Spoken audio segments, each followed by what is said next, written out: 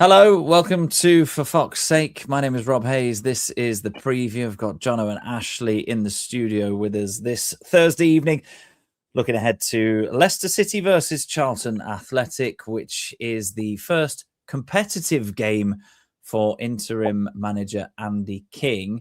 And we'll be getting into that in a few minutes in terms of what kind of impact he may or may not have been able to have on the squad this week after the sacking of Marty Cifuentes on Sunday.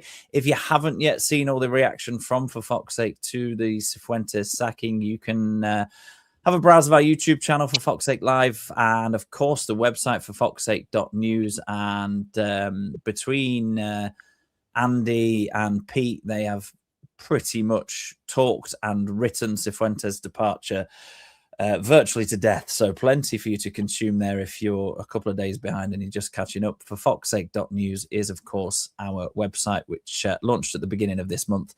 Just $5 a month for a subscription, and there is loads of content there in terms of what's going on day to day at Leicester City in the present day, and loads of historical stuff on there as well. We've got interviews with ex-players, sort of where are they now, features, and lots more to come over the coming months. So forfoxsake.news is the website if you've not yet checked it out. Plenty of reaction on there, and our socials to the sacking of Cifuentes, to the interviews that Top has done, first time in 10 years speaking to UK media at the weekend as well, bizarrely timed before the sacking of Cifuentes, which I found a little bit strange anyway. But we are going to try to make this mostly related to Leicester versus Charlton on Saturday. But before we do, some news has broken within the last couple of hours, and it's made Jono very, very excited. So before I even ask, are we optimistic or pessimistic about Saturday?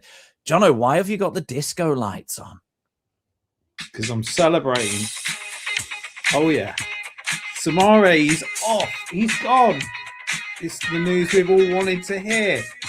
Woohoo!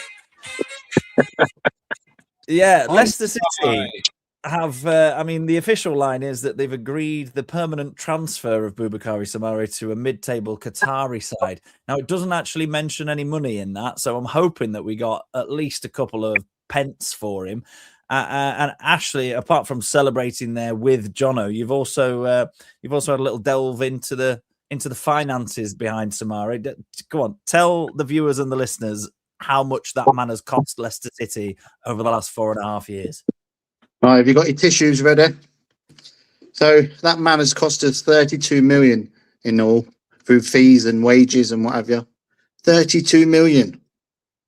And does anybody listening or watching, particularly those of you live, so you can comment, does anybody think that man was worth spending 32 million pounds on over 4.5 years? I'm guessing the answer is probably not.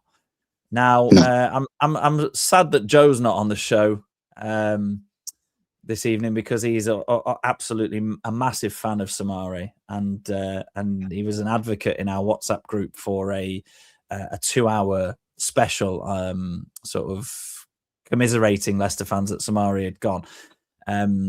But off he's gone anyway. Blue Fox Forever is saying good evening to you all. A busy week and a great disco celebration. Thank you, Blue Fox Forever. Indeed, a busy week. Yes, a busy week for us here at Fox's Sake, and of course a busy week at Leicester as well. Jono, go on. Talking about Soumare, I mean, if we were to do a big Soumare special, how long would the show reel be? I mean, we're talking 2-hour special. We'd have to put that on repeat a few times, wouldn't we? Yeah, because I think by probably the first 20 minutes, we'd all be fed up of saying how much of an average footballer he was.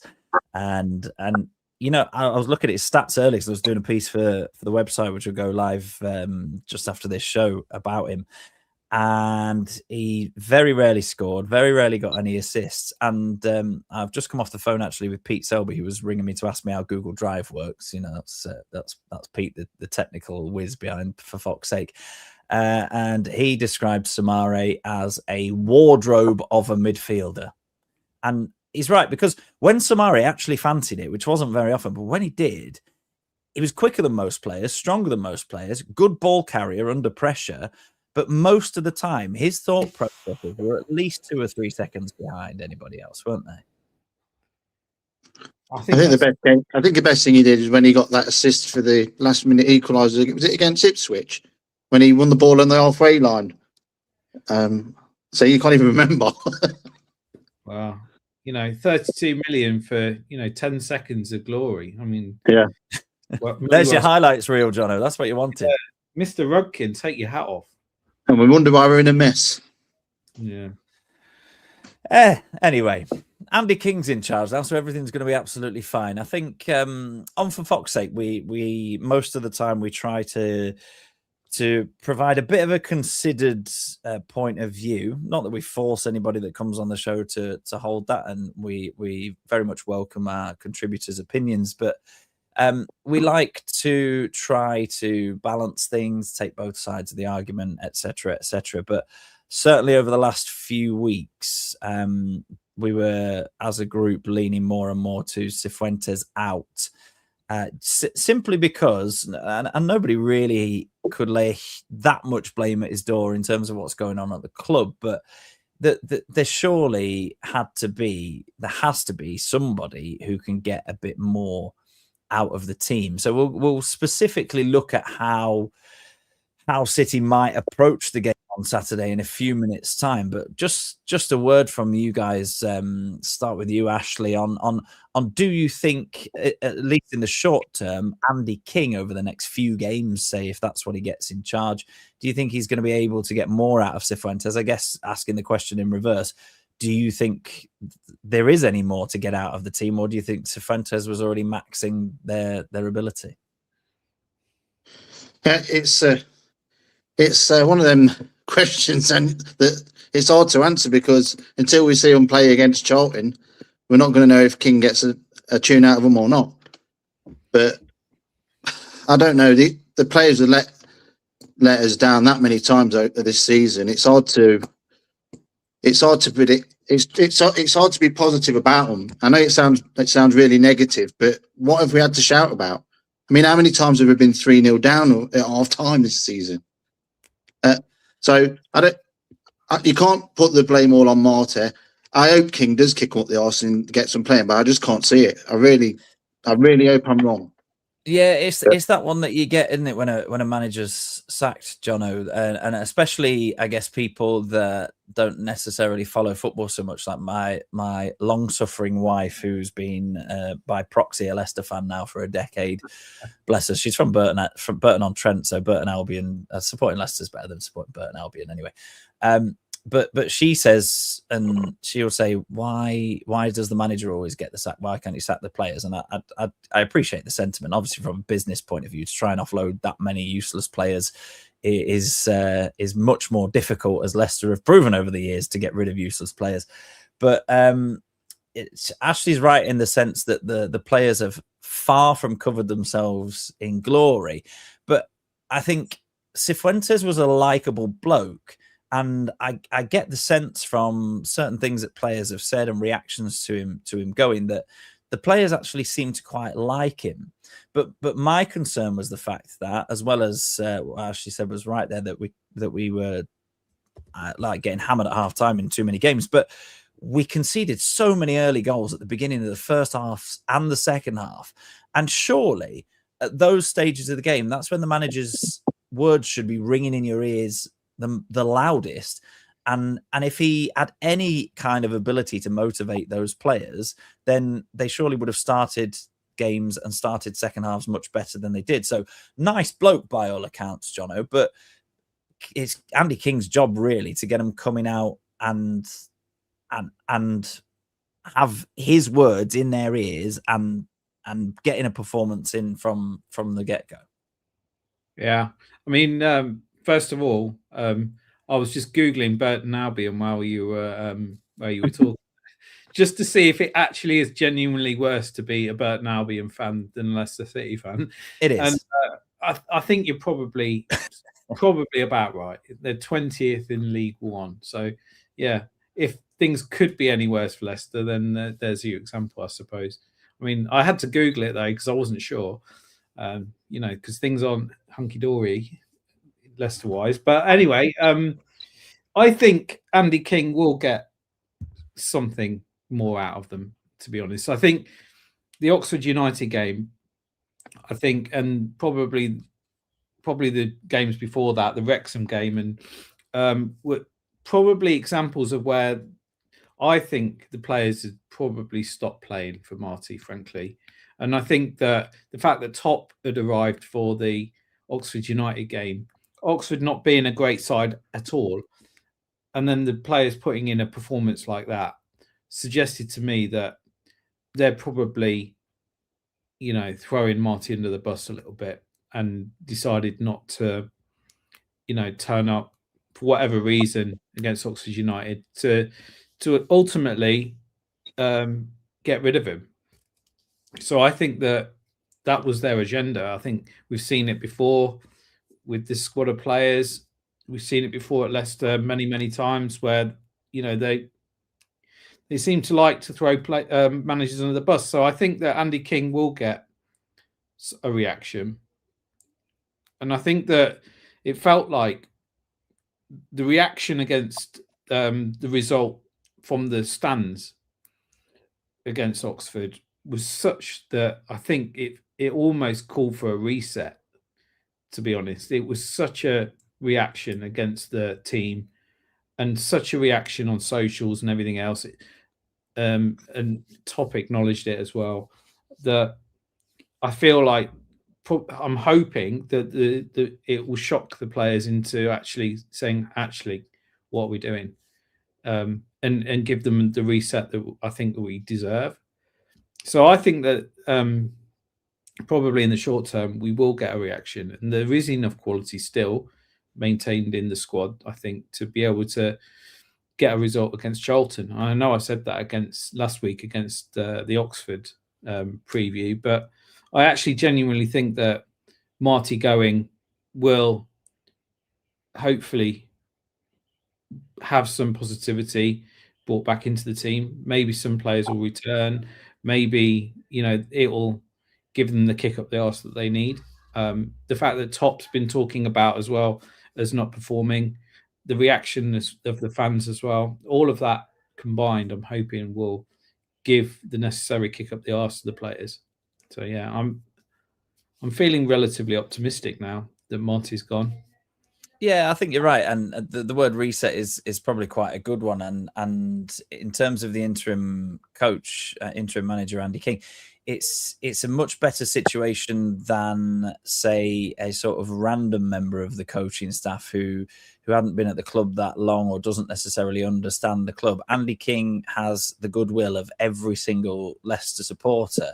100%. So on Saturday, I would expect that, although the team aren't magically going to be transformed overnight, the league table doesn't look any better now that Cifuentes is gone than it did before his sacking was confirmed on Sunday afternoon. But I feel like Leicester fans will be going to the King Power on Saturday lunchtime with a bit more of a spring in their step because it's Andy King at the end of the day. So let's have a look at what he might do in terms of personnel, in terms of shape. And it's a difficult conversation to have without knowing the full facts. No sort of pre-match press conference today.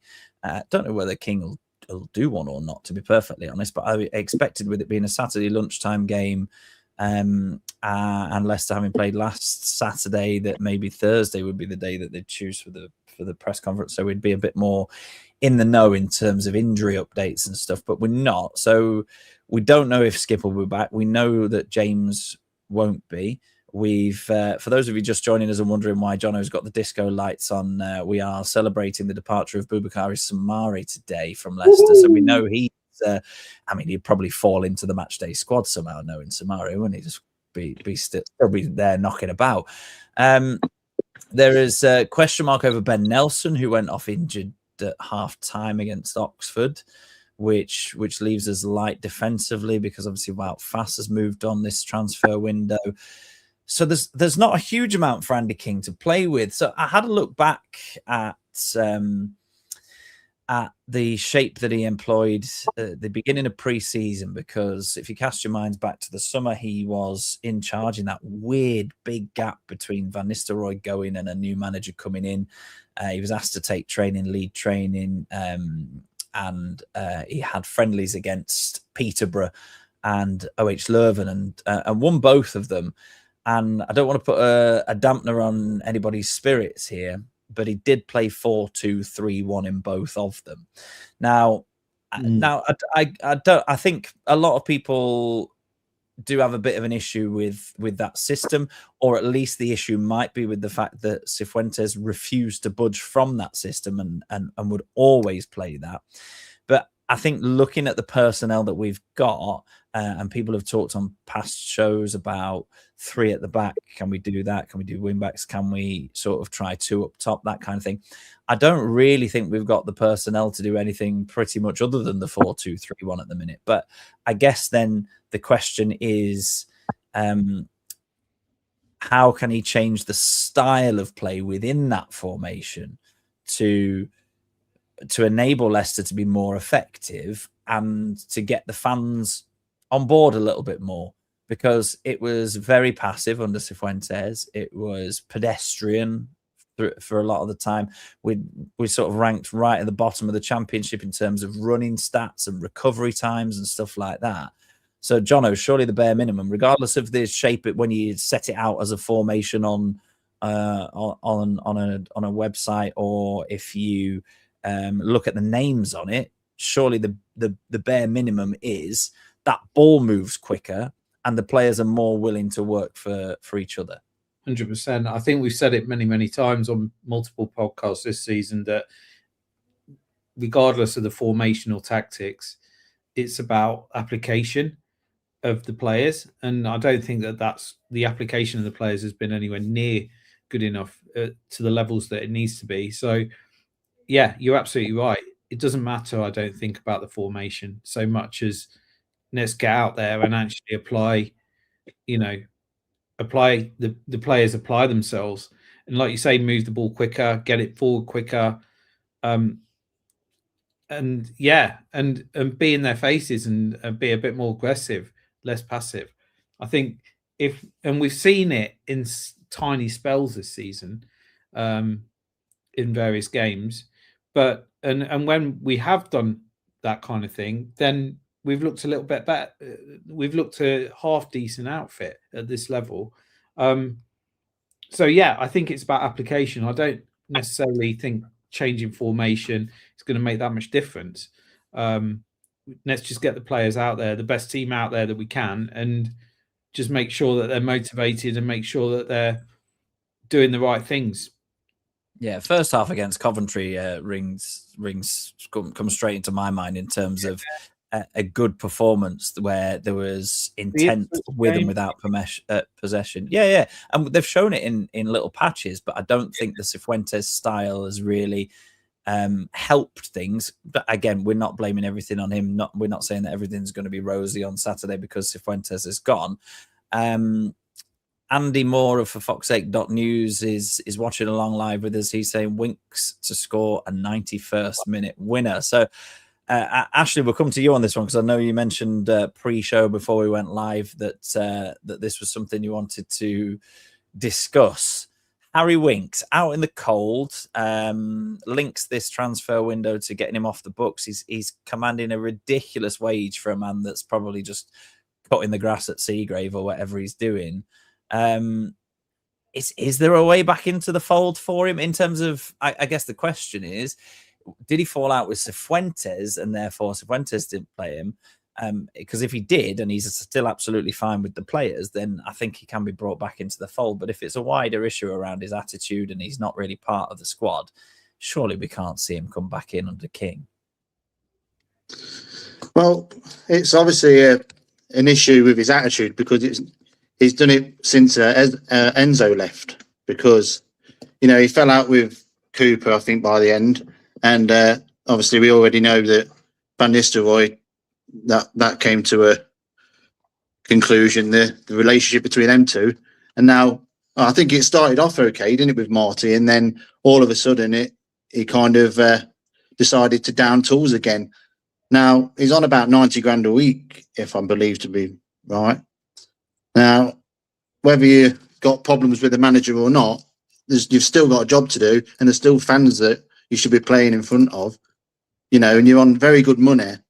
For you to just down tools like that, I think it's unprofessional. And to say, oh, yeah, let's get him back into the team, why? He doesn't deserve it. Why should we give him a second chance? Well, he's had numerous chances. So for me, I know we're struggling, but that's irrelevant for me. I don't think he deserves it. Yeah, I think it'd be a difficult one because you'd also be looking at the fact that nobody knows at this stage whether Andy King's going to be in charge for 1 game, 5 games, or the rest of the season.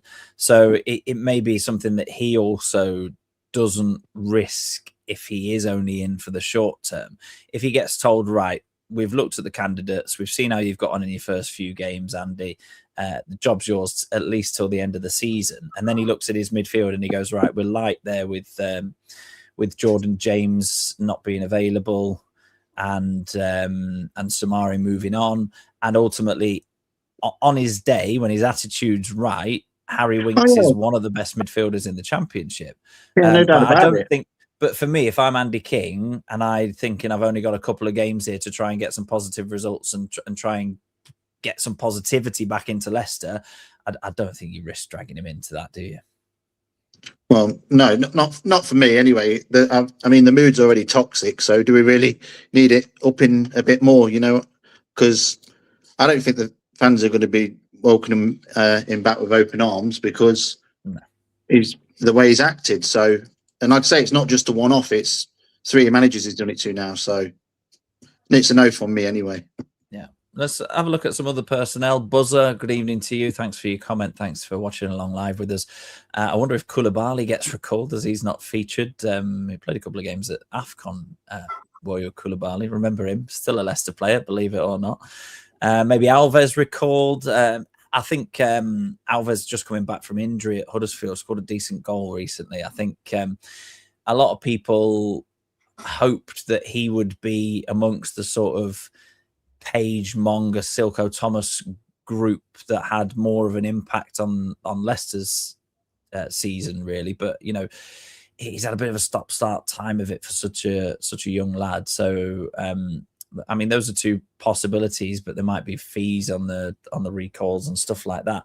It may be cheaper bringing them back than it might be bringing in external players from elsewhere. But I think with someone like Koulibaly, it was such a weird signing. It was the only January signing in January. I can't remember if it was last year or the year before, but he's not great if he's not playing regularly at an average team in Italy. And he got himself sent off at AFCON, and he's never really featured for Leicester. I don't necessarily think he's the solution to our problems at fullback, and we do have some. Let's be perfectly honest about that. I just wonder, let's just touch on the youth players a little bit because we do like to talk about them here at Fox's Sake, and they have featured quite a lot, predominantly off the bench this season. But and again, the only thing we've got to go off with Andy King is the fact that he's spent time around the academy in the last few years. He's had a bit of a fast track up from that kind of position, given his status at the club. And he featured quite a few of those young players in pre-season. Now, you see a lot of young players anyway, because the squad's always much bigger because players aren't playing 90 minutes and so forth. But Louis Page scored twice against Peterborough in Andy King's first game as interim manager, and I would expect Page to be starting in midfield for Leicester on Saturday.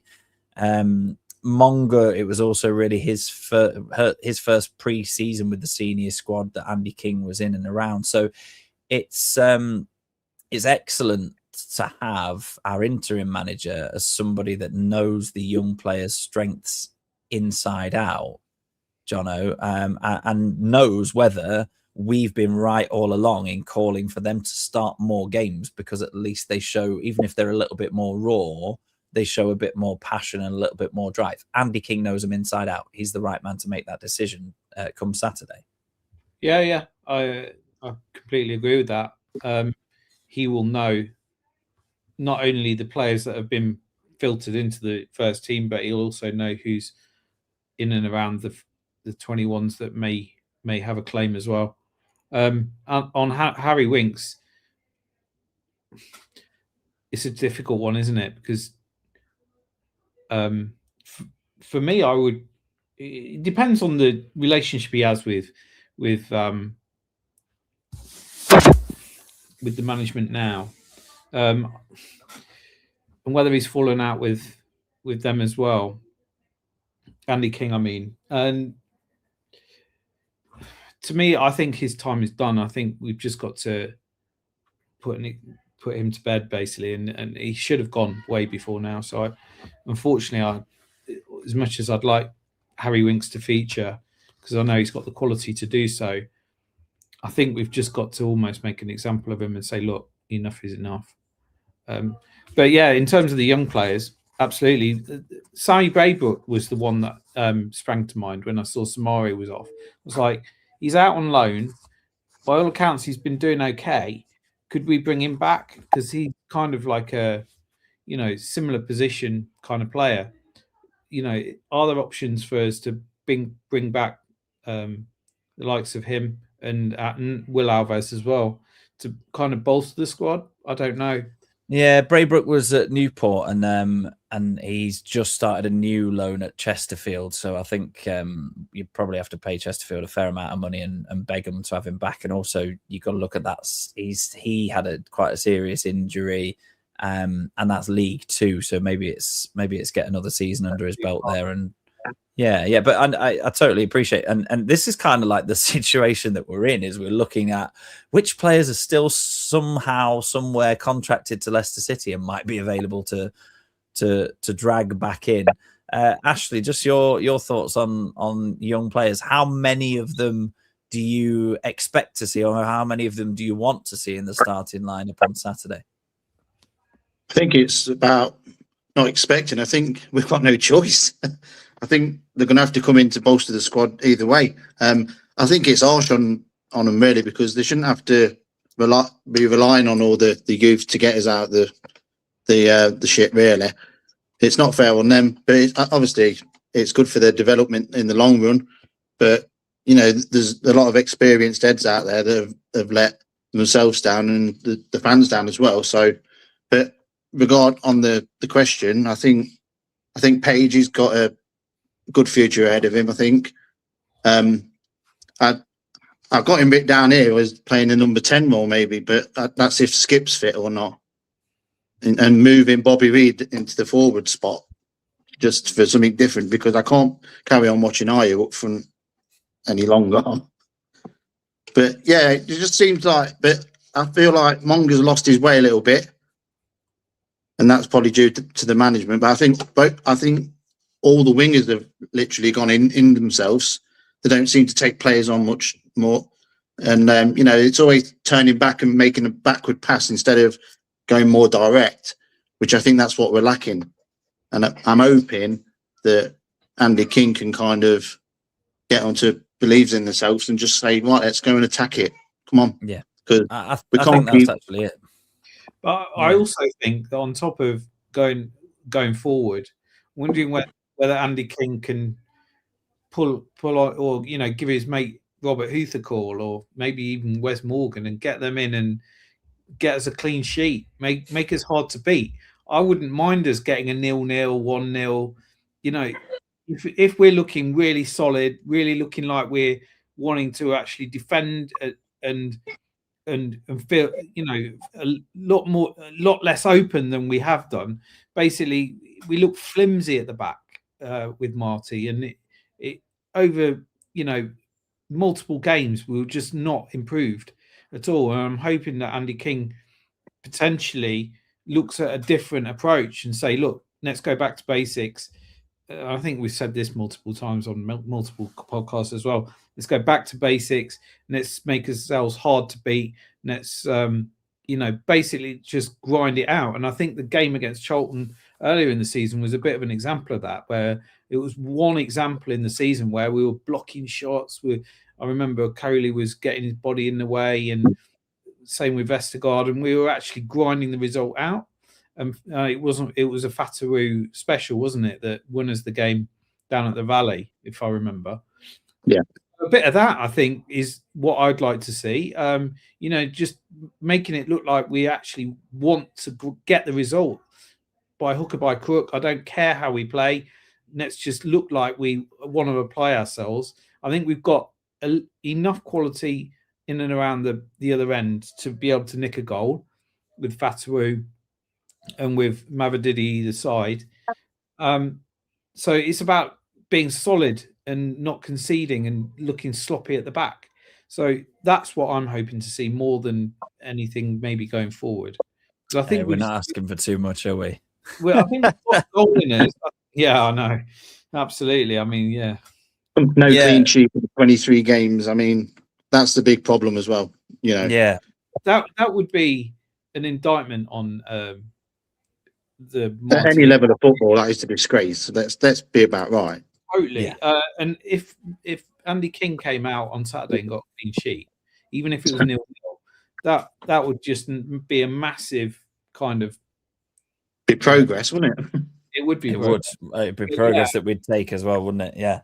We're coming towards the end of the show, so if you're watching along live, lots of you doing so. Good evening to you. You've got a minute or two to get your predictions in before we finish up. So, score predictions or how the game's going to go generally, or do you think we are going to get a clean sheet? Who do you think Leicester's goal scorers are going to be if you are predicting those? I've got to start on the clean sheet, interestingly, that, well, it's not interesting because we know it, but since the start of last season, Leicester have the lowest clean sheet percentage of any team in England's top 4 tiers with 6 clean sheets in 67 games. That is a percentage of just 9%. So enjoy that one. We have managed to get over half an hour before talking about our opponents on a preview show, but we've got a lot to talk about Leicester wise. So just a quick look at Charlton, below us in the league table, and you've got to be pretty bad to be in that position at the moment. They are the second worst away side in the Championship behind West Bromwich Albion. Now, Ashley's covering his face there. And when I did this stat about West Brom on the preview a few weeks ago, I thought, right, what I've done there is I have jinxed it. It means that West Brom's horrific away run is going to come to an end. And it didn't. We beat them and we got their manager sacked. Now, so Charlton have got 2 away points since the beginning of November. They've picked up 2 draws and 6 defeats. There's only them, West Brom and Sheffield Wednesday, that haven't won away since the start of November. Now, this worked positively for Leicester when I did it on the preview against West Brom. So I thought I'd just bring that up. I mean, we haven't got time to go into sort of Charlton's squad or what we're going to expect from them, really, because, I mean, the focus is all on Andy King's Leicester, isn't it? But they come to the King Power in horrific away form, and we just about managed to beat West Brom when they did the same a few weeks ago. So there's a bit of positivity for you, even though Jono's turned off his disco lights and we're no longer having a celebration because he spent half an hour in mine and Ashley's company talking about Leicester City. So the celebration, the bit of joy that you had with the Soumare news is clearly just drained out of you then. So let's finish with predictions then for Saturday in terms of how do we see the game going? What do we think the scoreline's going to be? Jono, we'll start with you. Yeah, to coin a phrase from Pete Selby, fun sponge, I think he uses, isn't it? Turn those lights off. Yeah, I think it will be an improvement on Oxford United. It has to be because it can't get any worse than that, frankly. And I think that we will come out winners, probably 2-1. I don't think we'll get a clean sheet as much as I'd like to get one. But yeah, I think we'll nick it 2-1. Michael is commenting online. Good evening to you, Michael. Thanks a lot for watching, saying 1-1. Blue Fox Forever echoing your thoughts there, Jono, with a Leicester 2-1 win. Ashley, let's come to you. What are you predicting for Saturday? I agree with Jono. I was going to go 2-1 as well, to be fair. As long as we can see some fight in the team, because that's why we lost against Oxford. There was no fight whatsoever. They wanted it more. There wasn't very good Oxford, but they just won all the 50-50s and they just seemed to battle more and, we rolled over. So that's what I want to see, is not roll over and just quit let's see a bit of fight from the lads because the fans deserve it. Andy Moore for foxsake.news saying 2-0 Leicester. He's going for a Leicester win and he's going for a clean sheet. Now, Andy, I really hope you are correct with that one. I'm going to go for... I don't think I can do the clean sheet. I think on a couple of previews recently, I've tried to predict 0-0 in the hope that we just have the world's most boring game. But I'm not going for that. I'll tell you in a second. We've got another prediction coming in from David Tomlinson. Thanks, David, saying 1-1 as well. So there's maybe not as much optimism amongst the viewers and the listeners as there is in the studio here. But I'm going to go even more optimistic than Jono and Ashley. I'm going to go 3-1. I still don't think we've got a clean sheet in us, but I'm just hoping that Andy King, as Ashley just said there, gets the Leicester players just a little bit more committed to everything they're doing. And as we said a few minutes ago, just puts an arm round the players, the creative players, and says, look, once we've got the ball to you in an area, then you go and do what you feel is right at the time. Express yourself. Go. Absolutely. Because the express, it's been sucked out of everyone other than Fatawu and Jordan James realistically this season, hasn't it? Another prediction coming in from Buzzer. Buzzer saying 3-0. He's got even bigger than Andy with the clean sheet there, but he's also predicting 3 goals. Thank you, Buzzer. Saying Kingy gets the King power rocking. Well, let's hope we'll finish on that one. We'll finish on that sentiment that Kingy gets the King power rocking. And Leicester managed to get themselves back to winning ways. Thanks to everybody who's watched along live and commented with us. And thank you to you as well if you are watching back on our socials, on YouTube, or listening back through wherever you get your podcasts. Make sure you subscribe for Fox's Sake Live on YouTube and check out our website if you haven't done so already for foxsake.news for lots more stuff like this. And what you do if you contribute to our website by subscribing for £5 a month or £50 for the year, you mean that we can keep these shows completely free of charge, and we can keep churning out the shows that you know and have loved for over 12 years now. So thank you very much for watching. We're all predicting that Kingy gets the King power rocking again on Saturday lunchtime.